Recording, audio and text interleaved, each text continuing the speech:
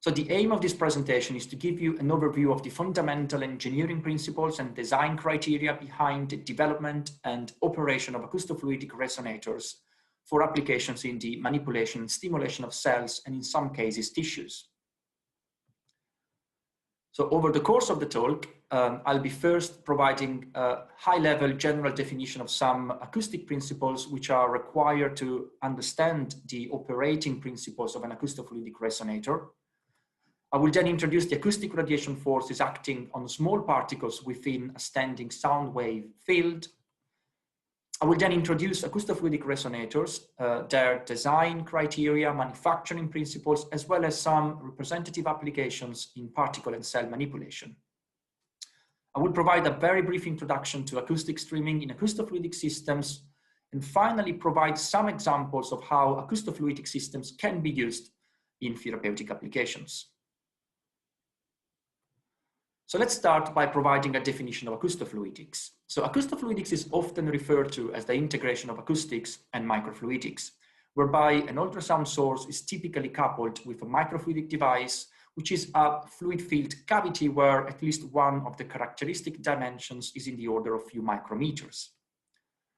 Acoustofluidics is also often defined as the ultrasound-based external forcing of microparticles in microfluidics. And this is a more application-specific definition, which reflects the fact that many acoustofluidic systems have been designed and manufactured, particularly with the aim of manipulating particles of biological cells for a variety of applications, and we'll be covering some of these applications later on in the talk. So let's start by providing some fundamental acoustical definitions. This is not meant to be an exhaustive description, and I strongly recommend going through Professor Robin Cleveland's talk, which describes in much greater detail the principles of ultrasound propagation. So sound waves are longitudinal waves, whereby longitudinal waves are characterized by the fact that the fluid particles move in a direction which is the same direction of the wave propagation. So if we consider the case of a gas-filled pipe, which is driven by a piston which undergoes an oscillatory motion, as you can see by focusing at the piston surface, the gas particles undergo compression, so regions of high pressure, as well as rarefaction, which is regions of low pressure. And this compression and rarefaction propagate along the pipe. Interestingly, despite the particles undergo this kind of backward-forward motion, there is no net fluid flow of the medium as a result of the wave propagation. We often consider pressure waves in the form of sinusoidal waves because they are relatively convenient to characterize from a mathematical point of view, and they can be characterized by introducing a series of parameters and variables, such as, for example, the wavelength, which is the distance in meters between 2 points at the same phase, for example, 2 peaks here in this image. The speed of sound, c, in meters per second, the period t, which is the duration of a cycle in seconds, and the frequency, which is the number of cycles per second in hertz. So these quantities can be related to each other. For example, the wavelength can be defined as the speed of sound multiplied by the period, or the speed of sound divided by the frequency. If we consider the case of an acoustofluidic resonator, the fluid medium can be approximated as water, which has a speed of sound of approximately 1,500 meters over second. Typical ultrasound frequencies for these resonators are in the order of 0.5 to 50 megahertz, which in turn leads to a wavelength of the ultrasound wave in the range of 0.03 to 3 millimeters. In the context of this presentation, we'll treat ultrasound waves as longitudinal waves, and in some cases also as plane waves. Where a plane wave is a wave where quantities vary along the direction of wave propagation as well as over time, but they are constant over a plane which is perpendicular to the direction of wave propagation. So a parameter which defines the resistance that a medium offers to the propagation of a sound wave is the characteristic impedance of a material. For plane progressive waves, it is defined as the product between the material's density in kilograms over meters cubed and the material speed of sound in meters over second.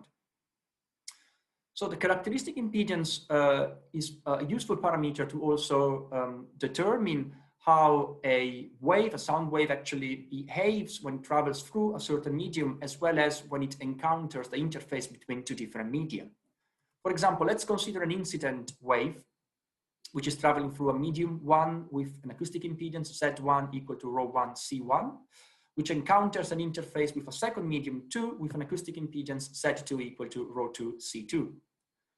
What is likely going to happen is that once the incident wave encounters the interface, and this is the case of kind of a normal type of interaction, part of this wave will be transmitted from the second medium, and part of this wave will instead be reflected. And the extent of reflection and transmission can be determined through certain specific parameters, which are of some practical utility, for example, when designing an acoustofluidic resonator. And these are, for example, the pressure reflection coefficient, which is defined as Z2 minus Z1 over Z2 plus Z1. And the pressure transmission coefficient, which is defined as 2Z2 over Z2 plus Z1. They are defined as pressure coefficients because they relate the pressure of the reflected and transmitted waves to the pressure of the incident wave. And as you can see, impedance mismatch between the two media will likely result in a relatively significant component of reflected wave. On the other hand, the closer the characteristic impedance of the two media, the greater will be the transmitted component. So let's now consider a slight modification of the previous domain that we presented earlier. So we have a similar configuration with a gas-filled pipe driven again by a piston which undergoes an oscillatory motion, but the end surface of the pipe in this case is a rigid boundary. So what happens is that the compression and rarefaction propagation from the piston towards the right-hand side, in this case, will encounter a rigid boundary, so that incident wave is reflected backwards at the rigid boundary, and there will be an interference between the incident wave and the reflected wave. The result of this interference are the displacement and pressure fields reported here. Let's focus first on the displacement field. As you will see differently from the case of a traveling wave, in this particular case, there are regions in which particles undergo a very small displacement, in some cases zero displacement, and regions whereby particles undergo a much greater displacement. So regions of zero displacement, such as the red dot here, are referred to as displacement nodes, and regions of maximum displacements, such as the other red dot on the right-hand side here, are referred to as displacement antinodes. And as you can see, the displacement at the antinode can be positive when the fluid particle is moving towards the right-hand side, or negative when it's moving towards the left-hand side. Let's focus now on the pressure field. Okay, so, and let's focus particularly on a region which is located nearby the displacement node, so this region here. So as you can see, when the particles, the fluid particles in proximity to the node tend to move towards the node, the local density of the medium increases, which results in greater pressure, in an increase in pressure. Vice versa, when the particle tends to move away from the displacement node, the pressure reduces as the local density reduces. So this region of maximum pressure, whether it's positive or negative pressure, is referred to as a pressure antinode. Vice versa, regions of zero pressure, which correspond to maximum displacement, so which corresponds to displacement antinodes, are referred to as pressure nodes. So in summary, pressure nodes correspond to displacement antinodes, and pressure antinodes correspond to displacement nodes. So when our driving source of sound wave is represented by an ultrasound transducer, which can generate pressure wave with frequencies greater than 20 kilohertz, then the generated standing wave field is referred to as ultrasonic standing wave field. But the considerations that we made previously are valid also for an ultrasonic standing wave field. And again, in a standing wave field, we'll be able to determine pressure antinodes and pressure nodes, as well as displacement nodes and antinodes. It's also important to note that the number of nodes and antinodes of a standing wave field will vary depending on the resonant frequency. So let's consider now the case of a microfluidic device which contains a medium with cells in suspension. And in particular, in this case, cells are euglena cells, which are used as a cell model.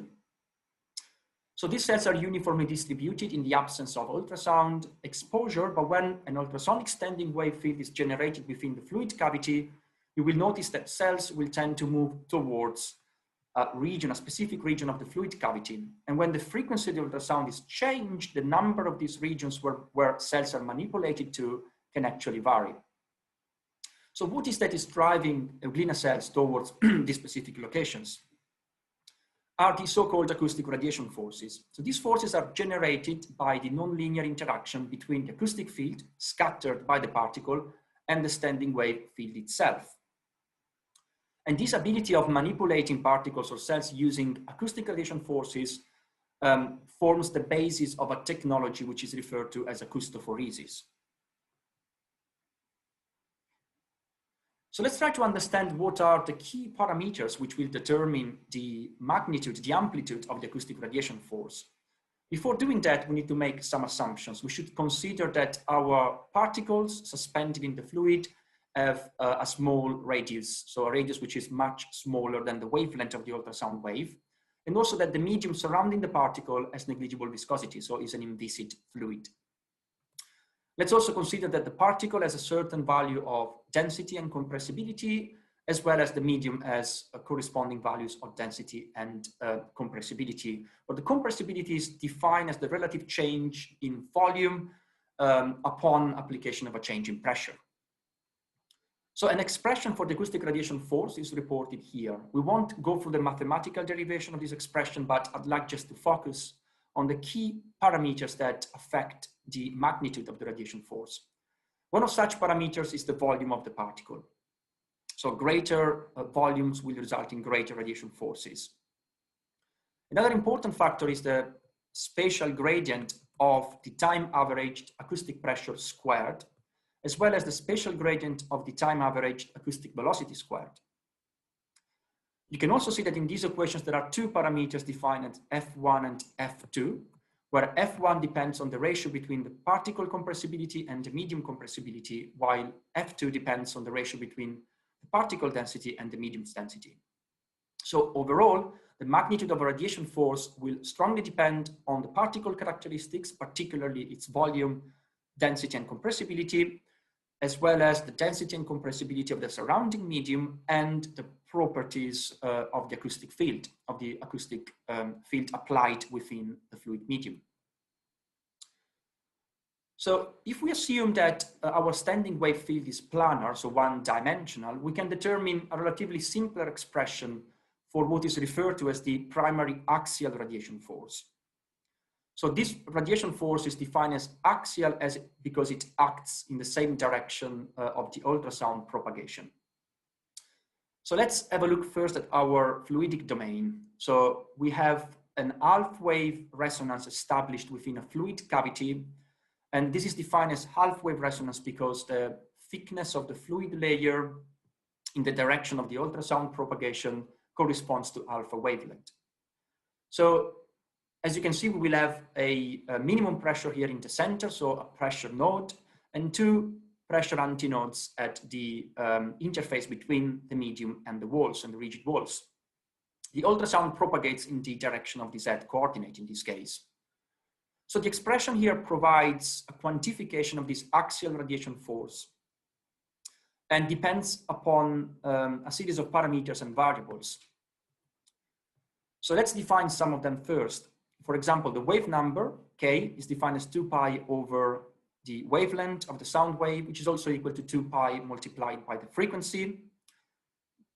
EAC is the acoustic energy density, which is defined as the acoustic pressure squared over 4 times the density of the medium multiplied by the speed of sound of the medium squared.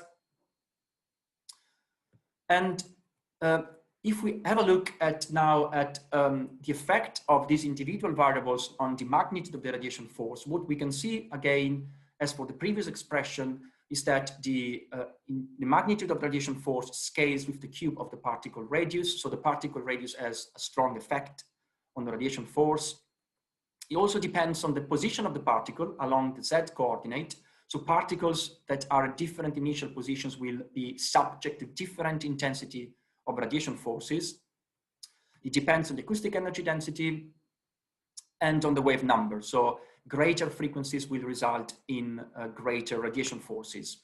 And finally, it also scales with this parameter phi, which is defined as the acoustofluidic contrast factor. As you can see, that this is the mathematical definition of the contrast factor, which depends upon the ratio between the density of the particle and the density of the medium, as well as the ratio between the compressibility of the particle and the compressibility of the medium. So this contrast factor will affect the magnitude of the radiation force as well as the direction of the radiation force. So if the contrast factor is positive, particles will be manipulated towards a pressure node. If it's negative, they will be manipulated towards a pressure antinode. So in the first case, as I said, particles are manipulated towards a node, which is indicated by the black arrows here at the top of this image, while in the case of a negative contrast factor, they are manipulated towards the pressure antinodes as indicated by the red arrows in this image. So it's the difference, the relative difference in density and compressibility between the particle and the medium plays a very important role in defining the magnitude and directionality of the radiation force. So let's consider some typical particles which are manipulated in acoustofluidic resonators and their physical properties, particularly their size in micrometer corresponding to the diameter. So for non-spherical particle, this would be an equivalent diameter, the density in kilograms over meter cubes, and the compressibility in Pascal to the -1, as well as the acoustofluidic contrast factor. So a first class of particles are polystyrene beads, which are often used to assess the functionality of a resonator once it has been developed. As you can see, the density of these particles of polystyrene is greater than the density of water. So in this case, we are assuming water liquid at 25 degrees as the surrounding medium, the suspension medium for our particles. And the compressibility is lower. So this overall results actually in a positive contrast factor, which means that polystyrene beads will be moved towards the pressure nodes of a standing wave field. If we consider now two types of blood cells, the erythrocytes and the lymphocytes, for the same reasons that I mentioned before for polystyrene beads, they will also be manipulated towards pressure nodes. However, they've got very different sizes, so they may be subject to significantly different acoustic radiation forces, as if you go up here and look at the expression of the axial radiation force that scales with the cube of the particle size, the particle radius. And E. coli, in turn, which are a type of bacterial species, they are much smaller than, for instance, red blood cells or several types and classes of mammalian cells, so they will be subject to much lower primary radiation forces. Another interesting class of particles is represented by gas microbubbles, which have been extensively discussed in previous talks by Professor Eleanor Stride. So these particles have a comparable size to the one of some biological cells, but they've got a much lower density and a much greater compressibility because of their gas core. So this can result in an overall negative acoustofluidic contrast factor. So in some cases, gas microbubbles can be driven to the pressure antinodes of a standing wave field. And finally, it's interesting as well to compare healthy cells with cancer cells. And in some cases, it can be noted that while they present similar density and size, they have differences in compressibility, which could potentially be used as a way of manipulating these particles in a different way and potentially separating them for rare cancer cell detection.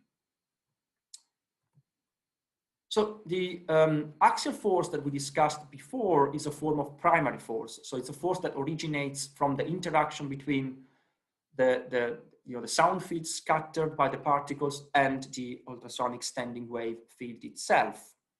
Another form of primary radiation force is represented by primary lateral forces. So there are forces that we tend to aggregate particles at a pressure node so that will act in a direction perpendicular to the direction of wave propagation. We won't go through the mathematical derivation of this force, but it's important to note that this lateral radiation force is dependent upon the particle volume as well as the spatial gradient of the acoustic energy density. There is also a type of secondary force which doesn't result from the interaction between the ultrasonic standing wave field and the field scattered and the sound waves scattered by the particles, but instead results from the interaction of the scattered field between neighboring particles. And this type of forces is referred to as secondary or Birkenes forces. They also result in a net effect of aggregating particles at a pressure node, but they scale with the 6th power of the radius, and they can increase significantly with reducing interparticle distance. So in many cases, with increasing the particle concentration. So acoustofluidic resonators can be built in many different ways. So there are many different ways in which this type of acoustic standing wave fields can be generated within a microfluidic cavity. Two of such classes are layer resonators and transversal resonators. So layer resonators comprise different layers, each with a specific function and typically made of different materials. So these layers include a transducer that generates the ultrasound wave, a coupling layer to couple the transducer with the matching layer in gray here. The matching layer carries the wave into the fluid layer and also acts as a separation, as a physical barrier between the fluid layer and the transducer itself. Then a fluid layer with the particles in suspension, and finally a reflector layer which reflects the wave backwards, generating the standing wave field. So in these particular types of resonators, the ultrasonic standing wave field is in the same direction of actuation of the ultrasound transducer, which generally is in the in the thickness direction of the resonator itself. Transversal resonators instead generate a standing wave field which is perpendicular to the primary direction of actuation of the transducer, and that is an effect of the geometry of the structure and the material properties. In this presentation, we'll be primarily focusing on layer resonators. There are also other classes of resonators, such as surface acoustic wave resonators, but they're not described in this presentation. So we should also mention that in a layer resonator, the reflector and transducer layers are also air-backed, okay? And upon activation of the transducer, a one-dimensional resonance pattern is established along the axis of the acoustic field, which leads to the formation of an ultrasonic standing wave within the fluid cavity. And based on what we said before, particles in suspension within the fluid may be towards pressure nodes or pressure antinodes, depending on the acoustofluidic contrast factor. So the fluid layer of a typical layer resonator is in the order of 100 to 500 micrometers in thickness. Typical ultrasound frequencies range between 0.5 and 10 megahertz, and particle diameters between 1 and 20 micrometers, but that would largely depend on the application.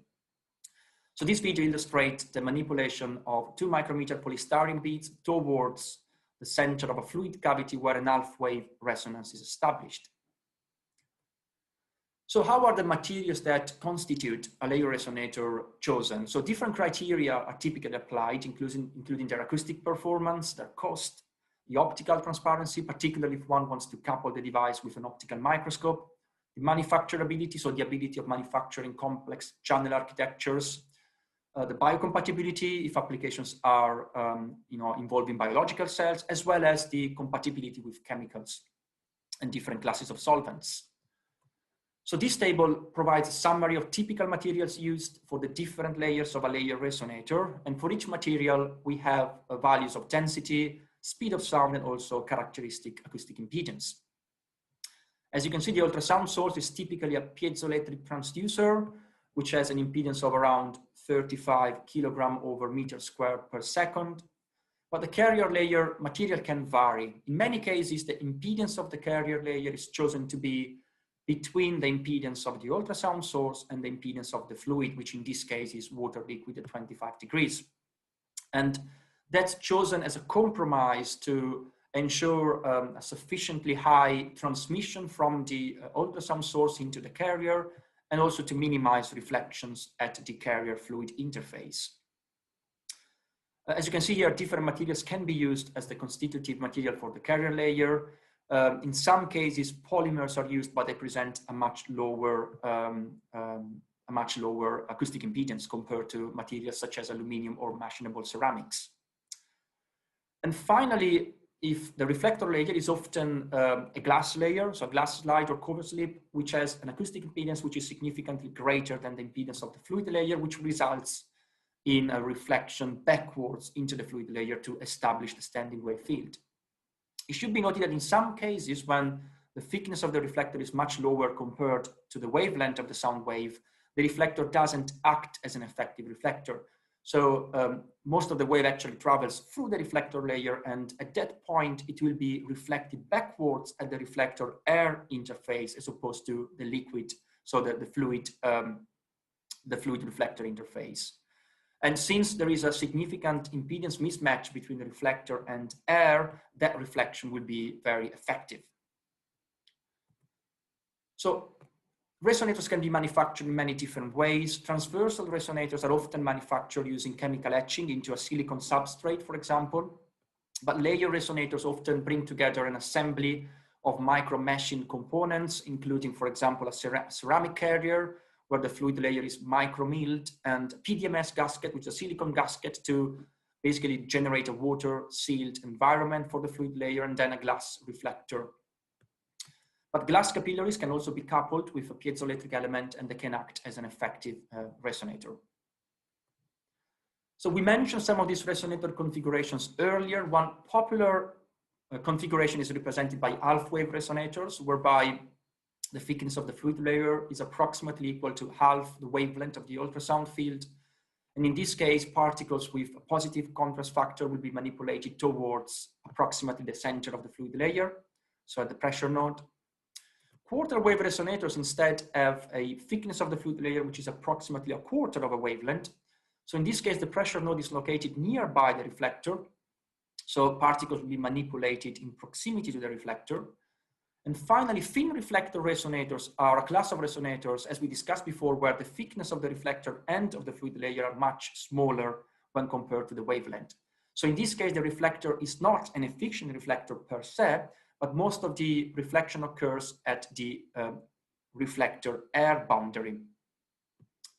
And this results in particles being moved towards the reflector air boundary, so ultimately being pushed in contact with the glass reflector surface. So let's now describe some examples of how acoustic radiation forces can be used for different applications. And one of such applications is particle or cell separation.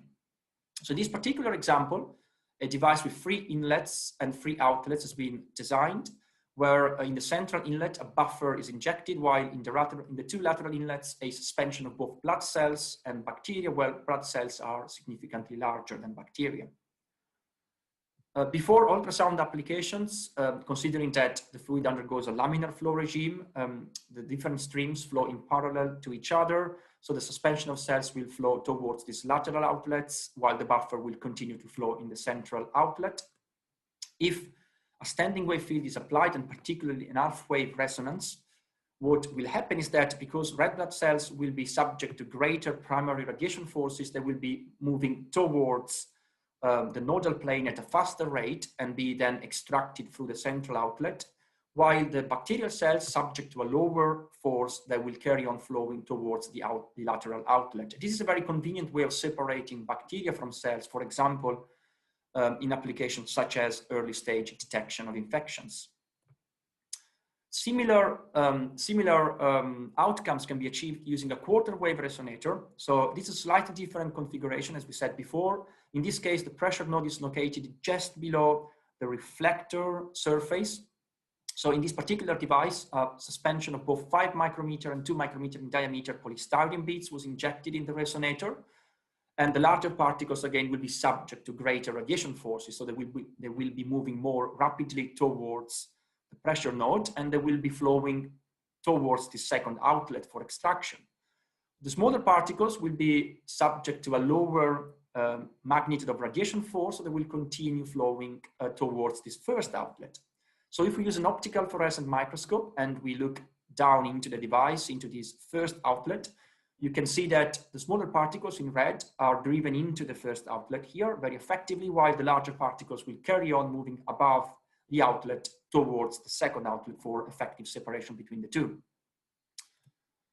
It's also possible to couple acoustofluidic manipulation of particles with optical systems and high resolution systems to enable high throughput detection of rare particles or biological cells. For example, one can build an half-wave resonator coupled with an optical systems whereby the nodal plane of the half-wave resonator coincides with the focal plane of the optical system. So in this way, one can actually capture images of flowing particles that are all manipulated in the acoustic and optical focal planes. As you can see, when ultrasound is off, the particles are in different set positions, but when the ultrasound is activated, all the particles move in the pressure nodal plane, which is also the optical focus plane. So this method allows high throughput detection of particles and has been used, for example, as a proof of concept to capture images of beads up to 200,000 beats per second, but also of rare circulating tumor cells up to 60,000 cells per second. And finally, a final class of resonators, which we also mentioned before, are THIN-REFLECTOR resonators. So these type of resonators can also be used as an effective way of pushing particle towards a surface, either for enriching a sample, which includes like a rare organism, such as bacteria in this case, or for trapping or capturing particles over a surface for biodetection in situ. In this particular case, the THIN-REFLECTOR mode will push particles towards the glass-air interface, so particles will be flowing in contact or in close proximity to the reflector surface. And this is evident by using, again, a fluorescent microscope and looking at fluorescently labeled bacteria above the transducer. And as you can see, by moving from the carrier all the way up into the reflector, you can see that most of the bacteria are located at the reflector surface. And once they are at the surface, they can be then extracted from a dedicated outlet at much higher concentration.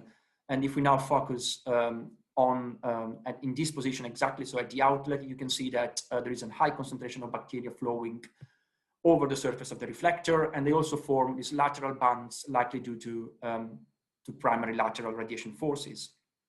And this system is a very effective configuration to actually enrich a sample that includes, for example, small amounts of particles or microorganisms. So in an ideal situation, as we discussed at the very beginning of this talk, the time average particle displacement, so the net fluid flow, is 0 everywhere. But in a real situation, viscous attenuation occurs, which may cause the net displacement of the fluid's particles during each oscillation cycle to become non-zero. And this may then result in the formation of streaming flows. So acoustic streaming is defined as a steady fluid flow formed by viscous attenuation of an acoustic wave. And depending on the mechanism of attenuation, streaming can have a range of fluid velocities from micrometer per second to centimeter per second. It can encompass a range of length scales from micrometers to centimeters, as well as can undergo different patterns like jet-like or vertical flows. So now we will just cover very briefly some types of acoustic streaming fields that may occur in an acoustofluidic resonator.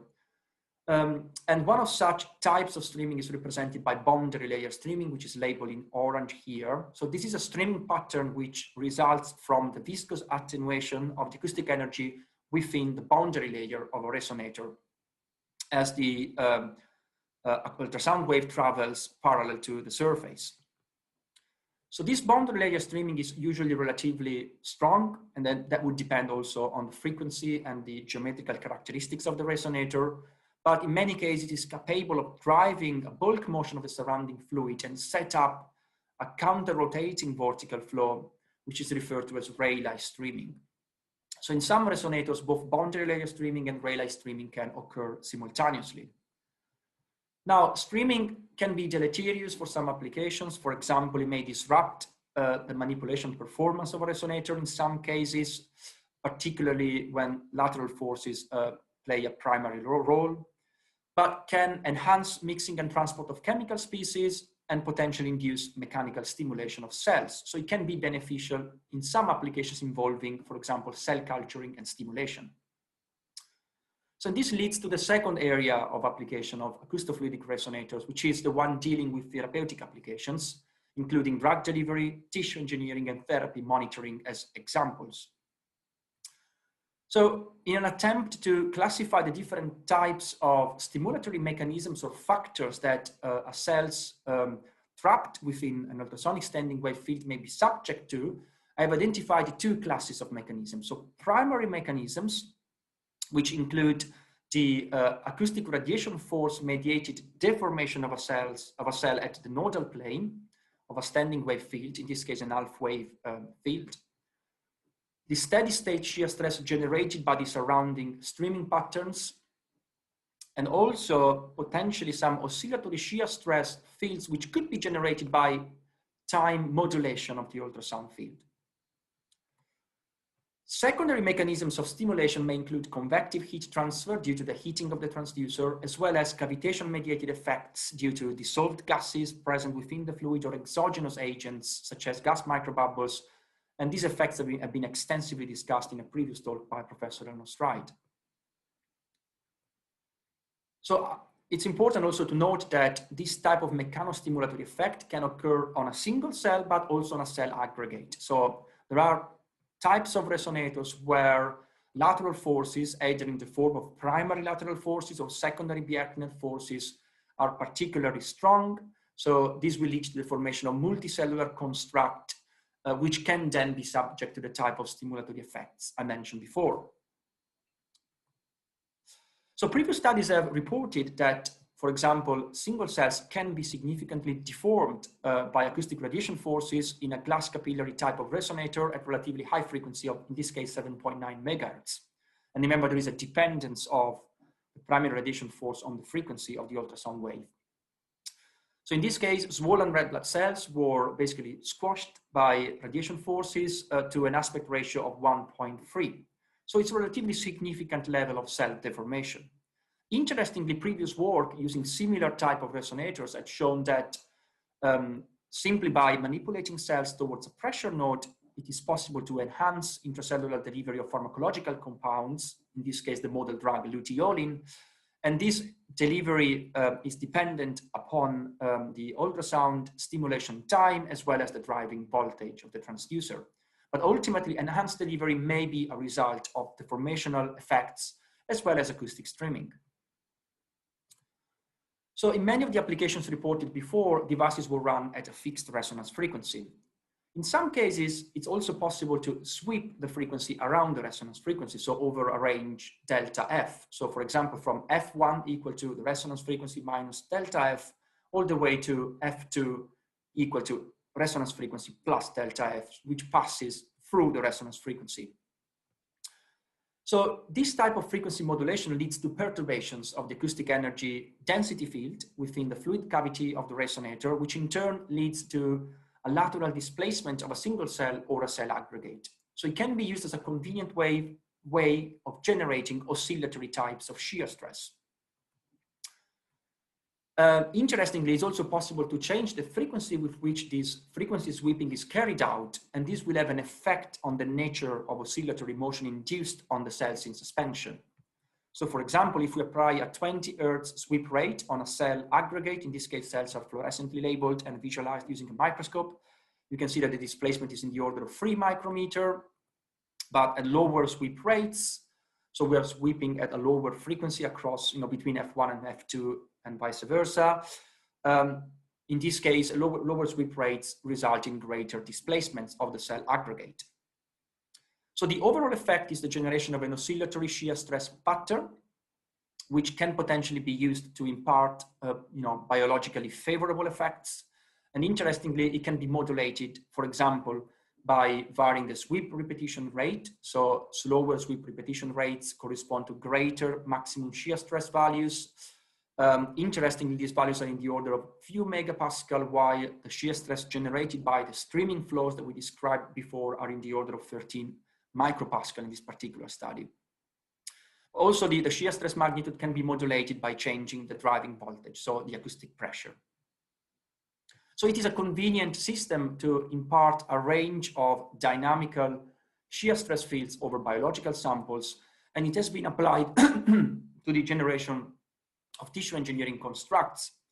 In this study, in particular, human articular chondrocytes were cultured for 21 days in suspension within an acoustofluidic cavity and subject to that type of oscillatory motion.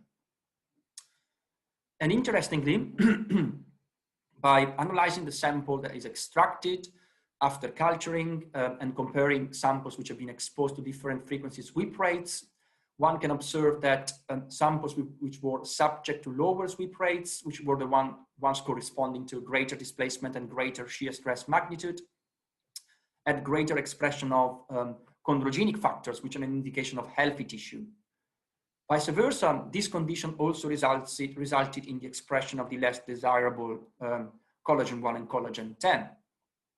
But by combining the mechanostimulatory effect of a low sweep rate regime with a pharmacological treatment using a parathyroid hormone protein, one could obtain a healthy cartilage tissue which could be potentially implanted into a cartilage defect. A final application of acoustofluidic resonators is in therapy monitoring. This is a much more recent application and relies on a different type of design criteria for the resonator. So many of the resonators that we presented before strongly rely on pressure gradients within the fluid cavity and on the presence of one or more pressure nodes or antinodes where particles or cells are manipulated. One can also build an acoustofluidic resonator to basically have a relatively uniform pressure field within the fluid layer, as indicated by this graph here, which describes the acoustic pressure all the way from the transducer into the carrier, all the way from the transducer into the carrier layer here in blue, the fluid layer in light blue, and the reflector in black. As you can see, this uniform pressure can be generated by fine-tuning of the material properties and the thickness of the layers of the resonator. This type of resonators could be used, for example, to assess the effect of ultrasound stimulation on ultrasound responsive particles, such as gas microbubbles, as well as the interaction between microbubbles and biological cells in situ. So this type of analysis can also be performed with a variety of macroscale systems. The potential added benefit of an acoustofluidic resonator is its ability to be coupled with high resolution optical and also other type of detection systems that, for example, enable characterization of the cavitation microstreaming pattern generated by a gas microbubble. In this case, they are visualized using fluorescent particles as flow tracers within the fluid cavity. And this type of analysis can also lead to the quantification of the streaming velocity using methods such as particle strip velocimetry.